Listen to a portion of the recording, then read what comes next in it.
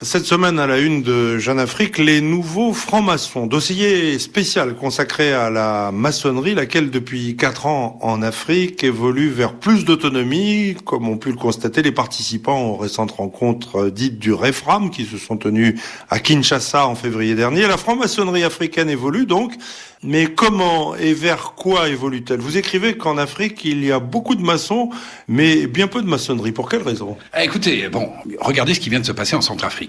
Dernière crise centrafricaine. Vous avez le président Bozizé qui est franc-maçon. Vous avez le président Sassou Nguesso également, Idriss Déby Itno également, Ali Bongo Ondimba aussi. Donc ça fait au moins 4 maçons dans la zone CEMAC.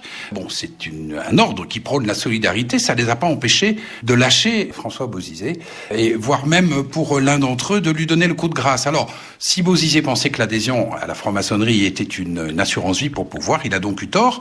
C'est en constatant un peu cela, si vous voulez, que depuis 2-3 ans, il y a un mouvement de retour aux sources de la maçonnerie africaine mené par des jeunes cadres, des intellectuels, etc., qui prônent une maçonnerie d'en bas, si vous voulez, qui prônent une maçonnerie débarrassée un petit peu de la France-Afrique, de ces pollutions collatérales que sont la sorcellerie, le fétichisme. C'est des nouveaux francs-maçons qui sont soucieux de prôner à nouveau une bonne gouvernance, un respect des droits de l'homme, où l'ésotérisme rime avec progrès et humanisme. Franc-maçonnerie d'en bas contre franc-maçonnerie des puissants. Donc vous ne faites pas ce dossier parce que les francs-maçons font vendre du papier, mais c'est parce qu'il se passe vraiment quelque chose.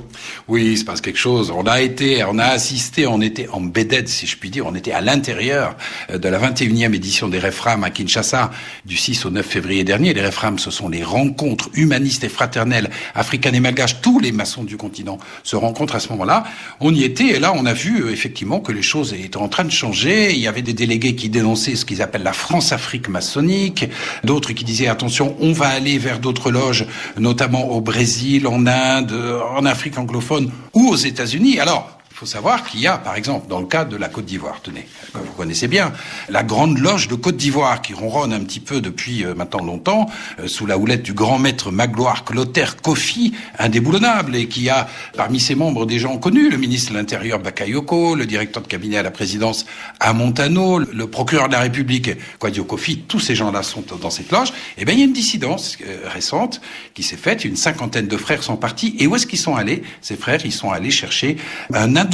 Une patente, comme on dit. Une patente, voilà, à Prince Hall, aux États-Unis, qui est la loge très influente chez les Africains américains, notamment à la CIA au Pentagone, et qui est en train de s'étendre sur le continent. Alors, vous parliez de la Côte d'Ivoire, ça a été le centre des débats lors d'une tenue blanche fermée qui s'est tenue le 18 janvier dernier au siège du Grand Orient de France, rue Cadet à Paris, dans le Grand Temple Groussier. Plusieurs francs-maçons, à cette occasion, ont décidé de se dévoiler et de témoigner dans Jeune Afrique, où il parle notamment des violations des droits de l'homme dans ce pays. Alors que disent-ils à ce sujet? Écoutez Norbert, on peut rien vous cacher parce que vous y étiez vous-même en tant qu'invité, Norbert, et vous le racontez dans les colonnes de Jeune Afrique. C'était chaud, c'était sensible. Avant cette tenue blanche fermée, il y a eu un fric-frac, semble-t-il, dans un cabinet d'avocats qui raconte d'ailleurs ce qui s'est passé. Il y a eu des pressions, un site internet piraté. Il a été beaucoup question au cours de cette rencontre, cette tenue blanche fermée, de mal-être de France-Afrique, et ça a vite tourné, vous avez raison, à une attaque en règle contre Nicolas Sarkozy sur fond de Côte d'Ivoire et de ce qui se passe actuellement en Côte d'Ivoire. Les oreilles de Alassane Ouattara ont dû également teinter. François Soudan, merci.